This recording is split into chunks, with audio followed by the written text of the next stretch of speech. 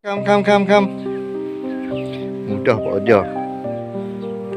Tu mau makan apa? Tu makan minum sungguh senang kita punya urusan kerja. Tak payah nak apa suap-suap dah. Ini untuk apa? Untuk cuci usus perut dia daripada berak kapok murung ke apa kan. Dia mau makan sungguh syok lah. Kita lah senang kerja sebab ajak kan. So pakai daun betik kita racik bagi alih-alih dengan campur dengan air masak ataupun air panas boleh. Tengok dia makan sungguh. Tu yang lain tak tahu lagi tu. Come. Me, come. Ya. Dia tak tahu lagi tu, tak tahu lagi. Tu dia makan sungguh. Tu dia seronok. Yang dalam sangkap tu semua kita dah bagi dah. Tu siap turun tu. Siap kita bagi. Me.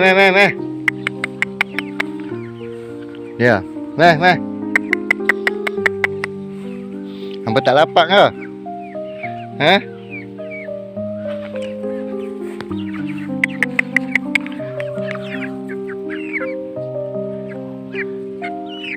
Dia kat datang. Ni bagus ni apa? Ayam kalau biar kapok apa semua ni dia tak murung. Tengok esok dia punya kotoran dia cantik najis dia. Tak tahu dalam sangkap semua kita dah bagi dah semua dah makan dah. Dah minum, makan. Tu makan sungguh ulam. Seronok minum. Tu dah mula tahu lah. Dia panas lagi. Yang mula tedur. Agak cari lah. Hari ni kita berkuah lebih sikit. Tengok dia makan, dia minum. Tu. Bagi banyak air biar puas. Senang, sihat. Senang kerja. Kan? Senang kerja kan putih?